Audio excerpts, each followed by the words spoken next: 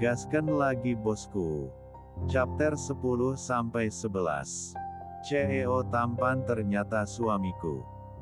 Danu masih tidak habis pikir, mengapa dia dulu sangat mempercayainya begitu saja jika dia sedang menangis.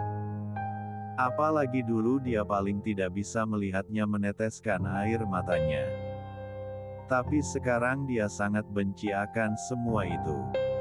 Bahkan Danu benci pada dirinya sendiri, mengapa dulu begitu bodohnya. Oke, jika itu maumu. Lihat ini, ucap Danu sambil menyerahkan ponselnya. Yulika tercekat, dia tidak bisa berkata-kata lagi. Bukti sudah di depan mata, wajahnya sangat jelas dalam video itu. So, kamu sudah tahu kan salahmu di mana, ucap Danu sambil menyeringai. Aku bisa menjelaskan semuanya, itu tidak seperti yang ada di video itu. Itu semua pasti bohong, dan pastinya itu editan saja. Kamu percaya aku kan? Aku nggak mungkin ngelakuin seperti itu, jelas Yulika sambil mendekati Danu dan ingin memegang tangannya. Di dalam video itu, Yulika terlihat puas memasteriskan perannya, dia menari di 4 tas Casanova. Danu langsung menepis tangan Yulika yang ingin memegangnya. Jadi kamu kira aku buta? Aku menyaksikan sendiri betapa menjijikannya kamu, bahkan membiarkan seorang pria menjamah tubuhmu itu. Bahkan tidak hanya satu kan. Aku sudah tahu semua kebusukanmu itu. Jadi tinggalkan tempat ini, dan jangan pernah muncul lagi di hadapanku. Faham? Danu benar-benar melampiaskan kemarahannya. Awalnya aku ingin memberikanmu kejutan, dan ingin melamarmu menjadi istriku. Tapi yang ada bukan kamu yang terkejut, malah sebaliknya. Aku yang dibuat terkejut. Melihat seseorang yang begitu aku percaya sedang melakukan hal hina di depan mata aku sendiri. Kau memang hebat Yulika. Kau membohongiku selama bertahun-tahun dengan menampilkan wajah lugu dan polosmu itu di depanku. Yang semula adalah bagaikan malaikat, tapi ternyata tidak lebih dari iblis. Lanjut Danu dengan panjang lebar. Yulika tidak bisa berbuat apa-apa, niat hati ingin menebak Danu supaya mau menikahinya dan menjadi ayah dari anak yang ia kandung sekarang. Semuanya malah jadi berantakan semua. Yulika sudah sangat malu. Bagaimana dia bisa ceroboh, bercinta di apartemennya sendiri. Yang mana Danu bisa bebas keluar masuk. Yulika benar-benar sangat putus asa sekarang. Apa dia harus menggugurkan kandungannya? Atau mempertahankan? Begitu banyak pertanyaan yang ada pada dirinya. Yulika mengendarai mobilnya dengan kecepatan penuh. Dia benar-benar tidak tahu harus bagaimana sekarang. Pada saat Yulika melamun tiba-tiba dari arah berlawanan mobil truk melintas dan akhirnya. Piip-piip. Suara klakson mobil. Brak, brak. Boom! Yulika terhempas dengan sangat kuat, karena dia tidak memakai seatbelt karena pikirannya sedang kacau. Yulika masih sadar, sebelum dia menghembuskan nafas terakhirnya. Maafkan aku dan, ucap Yulika memuntahkan D***rah dan akhirnya meninggal di tempat. Danu masih belum bisa meredam amarahnya, dia masih sangat emosi akan kehadiran Yulika barusan. Tiba-tiba Danu merasakan perasaan yang tidak enak. Selang beberapa detik ponselnya berdering. Halo, selamat siang. Bisa bicara dengan saudara Danu? Tanya penelpon di seberang sana. Siang? Ya, saya Danu. Ata yang bisa saya bantu? Ini dengan siapa? Di mana? Tanya Danu. Saya dari kepolisian mengabarkan bahwa saudari Yulika mengalami kecelakaan di Jalan Pancur Batu. Mobilnya tertabrakan dengan sebuah truk. Kami membawa korban ke rumah sakit terdekat. Terima kasih, jawabnya lalu memutuskan sambungan teleponnya. Danu begitu syok mendengar kabar mengejutkan itu. Baru saja dia bertemu dengan Yulika dan menyuruhnya tidak menemuinya lagi. Tapi Danu tidak mengharapkan Yulika mengalami kecelakaan. Danu langsung bergegas menuju rumah sakit yang dikabarkan oleh polisi tadi. Setelah menempuh perjalanan 10 menit, Danu sampai di rumah sakit daerah Pancur Batu. Danu langsung disambut oleh beberapa polisi yang menangani kejadian tabrakan yang dialami Yulika. "Selamat siang, apa Anda Danu?" tanya salah satu polisi yang sedang menunggu keluarga korban. "Ya, saya Danu. Bagaimana keadaan Yulika? Apa dia bisa baik-baik saja?" tanya Danu panik. "Maaf, korban sudah tidak bernyawa lagi. Korban terluka sangat parah, kemungkinan korban meninggal di lokasi kejadian. Kami menemukan ini di lokasi kejadian, korban juga tidak menggunakan sabuk pengaman. Makanya korban terpental jarak beberapa meter dari kejadian," jelas polisi itu dengan sangat rinci. Polisi juga menyerahkan barang-barang Yulika pada Danu. Danu begitu terpukul atas kejadian ini, dia memang menginginkan Yulika pergi. Tapi tidak pergi dari dunia ini, apalagi dengan cara yang tragis seperti ini. "Korban akan saya bawa Pak, dia adalah keluarga saya," ucap Danu sambil membungkukkan badannya. Setelah mengucapkan itu dan mengurus semuanya, Danu menyuruh orang untuk menyiapkan pemakaman untuk Yulika. Danu membawa jasad Yulika menuju peristirahatan terakhirnya. Yulika sudah dimakamkan dengan layak, Danu juga baru tahu jika Yulika sedang mengandung. Danu begitu terpukul dan tidak percaya dengan apa yang terjadi. Yulika begitu cepat pergi untuk selamanya, bahkan Danu belum sempat meminta maaf, karena dia tadi sempat membentak Yulika. Sebelum akhirnya mengalami kecelakaan yang merenggut nyawanya sendiri. Bahkan kedua orang tuanya juga hadir di acara pemakaman Yulika. Kedua orang tua Danu memberikan dukungannya untuk putra tunggalnya, supaya jangan menyalahkan dirinya atas kecelakaan yang dialami Yulika. Danu melangkah gontai memasuki rumahnya. Setelah pemakaman Yulika selesai, Danu memutuskan untuk pulang saja. Dia tidak bisa konsentrasi jika memaksakan untuk bekerja. Danu memasuki kamarnya, dia langsung membersihkan dirinya. Dia langsung merebahkan tubuhnya yang terasa sangat lelah hari ini. Bukan hanya lelah badannya saja, tapi hati dan pikirannya juga. Tidak berselang lama Danu terlelap. Danu bermimpi bertemu Yulika, dia sedang menangis. Danu datang menghampiri Yulika yang sedang menangis itu. Yulika, ucap Danu, menyentuh pundak Yulika. Danu, aku sungguh minta maaf. Aku tidak bermaksud mengkhianatimu. Aku sungguh sangat menyesal dan aku tahu kesalahanku sangat fatal bagi kamu. Aku hanya bisa meminta maaf sama kamu, supaya aku bisa tenang pergi dari sini. Supaya bebanku ini berkurang walau hanya sedikit. Setidaknya kamu mau memaafkan aku yang sangat menjijikan ini dan, ucap Yulika sambil menggenggam tangan Danu.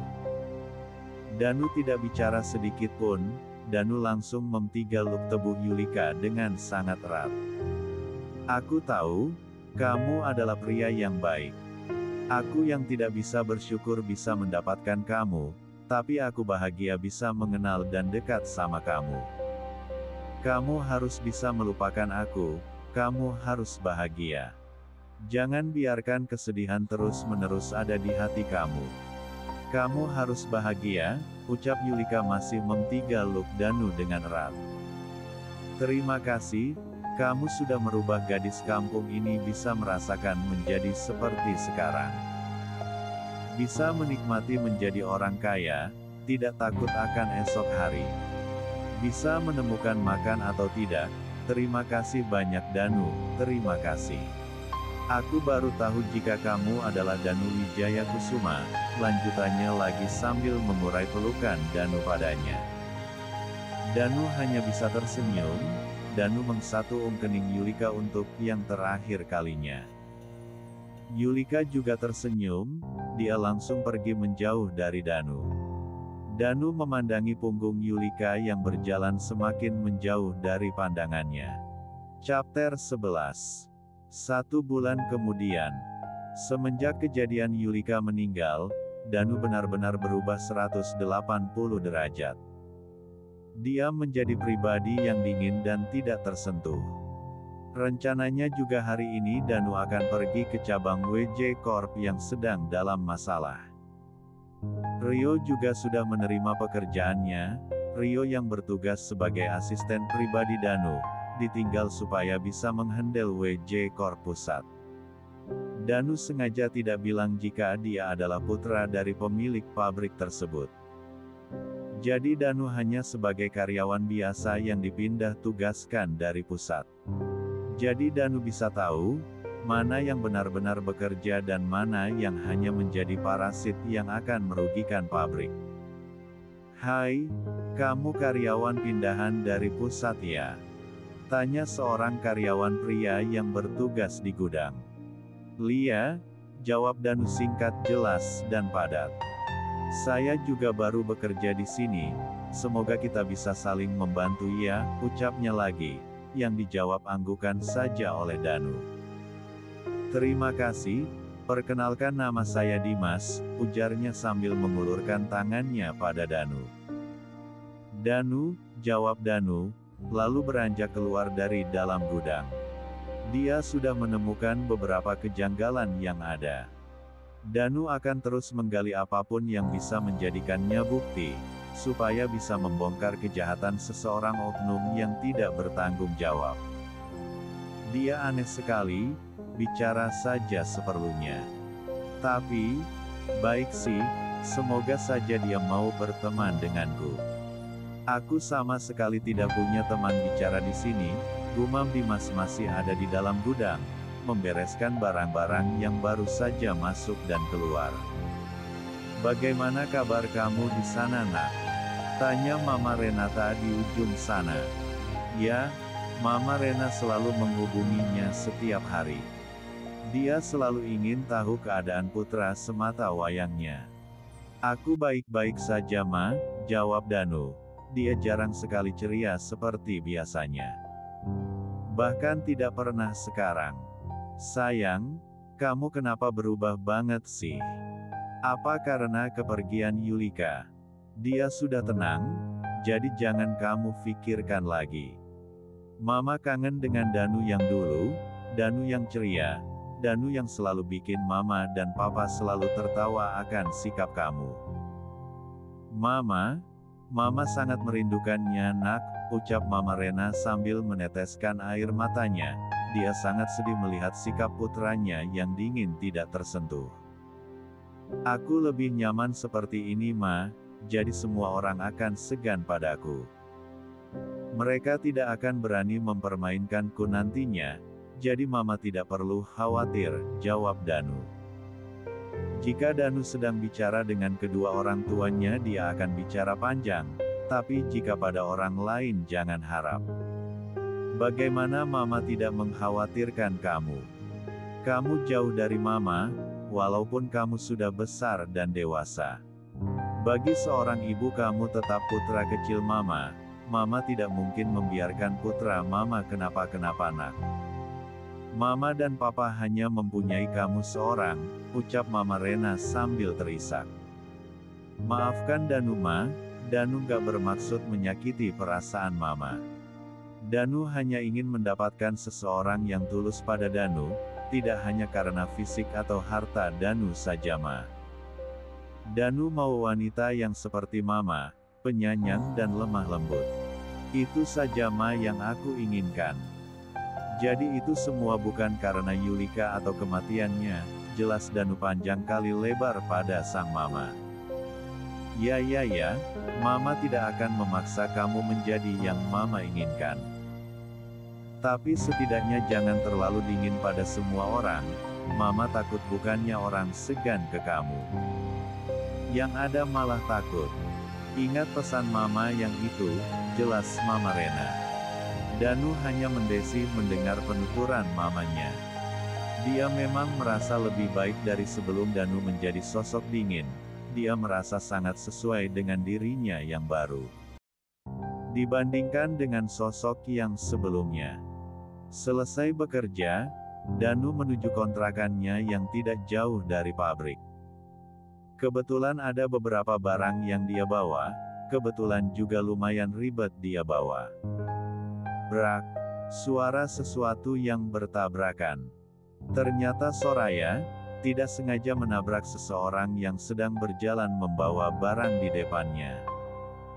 Maaf saya tidak sengaja, ucap Soraya pada seorang pemuda yang tadi ditabraknya. Makanya, kalau tidak bisa bawa motor, lebih baik tidak usah.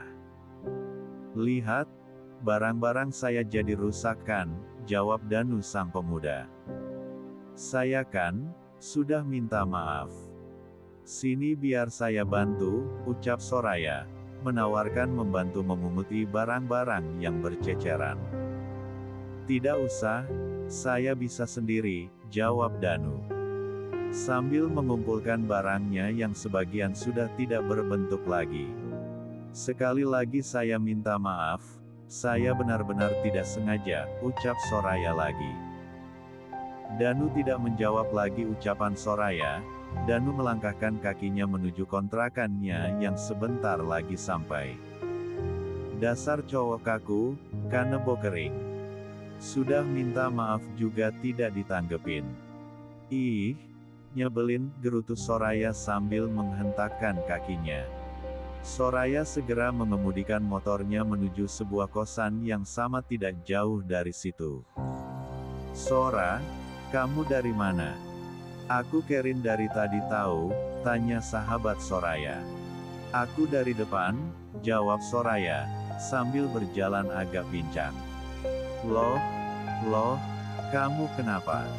Tanya Rina sambil menelisik keadaan Soraya. Aku baru aja nabrak, jawab Soraya, lalu mendudukkan dirinya di teras kosan. Apa? Kamu nabrak? Terus, yang kamu tabrak di mana? Apa dia baik-baik saja, atau terluka parah? Tanya Rina lagi menginterogasi. Kalau nanya apa nggak bisa satu-satu. Aku saja kayak gini. Ya, dia baik-baik jugalah. Cuman barang-barangnya banyak yang rusak sih, jawab Soraya sambil meringis menampilkan gigi putihnya. Kamu ini. Tapi, kamu sudah bantuin dia dan tanggung jawabkan. Tanya Rina lagi sambil membawakan minuman untuk sahabatnya. Aku maunya juga bantuin, kan memang aku yang salah. Tapi si kanebo kering nggak mau, jawab Soraya sambil meminum segelas air putih dari sahabatnya, Rina. Apa? Ucap Rina sambil menepuk punggung Soraya lumayan keras. Uhuk, kamu mau membunuhku ya? Ucap Soraya sambil terbatuk-batuk, sedang asik minum tiba-tiba ditepuk mendadak. Apalagi hidungnya terasa perih akibat air masuk ke tenggorokannya. Maaf. Aku kan cuman refleks Sora, kamunya sih bikin aku kaget saja, masa kamu bilang dia kanebo kering sih? Bukannya nolongin malah mengumpatnya, ucap Rina sambil menepuk jidatnya. Gimana nggak bilang kanebo kering coba? Dia itu aneh? Aku sudah minta maaf malah marah-marah nggak jelas abis itu ngata-ngatain lagi. Terus, lihat wajahnya. Biah, datar banget udah kayak plat tahu gak? Jelas Soraya menggebu-gebu menjelaskan semuanya. Dah, masa karena begituan doang kamu sebut kanebo kering? Ngomong-ngomong cakep nggak orangnya? Tanya Rina antusias. Biasa aja, yang ada wajahnya itu. Ngeselin banget, jelas Soraya sambil melangkah masuk ke dalam kamar kos, lalu menutup pintunya dan menguncinya. Wah, parah nih anak. Hei, Sora, buka pintunya, teriak Rina sambil menggedor pintu kosan Soraya. Aku nggak denger, jawab Soraya sambil mendudukkan badannya di kasur busa. Sora nyebelin, teriaknya dari luar. Soraya sedang memijat kakinya sendiri yang keseleo. Au, sakit juga ternyata. Aduh, gimana aku kerja besok jika kaki aku kayak gini? Buat jalan aja sakit, gumamnya sambil mengurut kakinya. Soraya merasakan kakinya yang semakin sakit, tapi jika harus ke dokter dia tidak punya uang untuk membayarnya. Soraya hanya bisa menangis dan berdoa, semoga kakinya besok pagi bisa segera sembuh.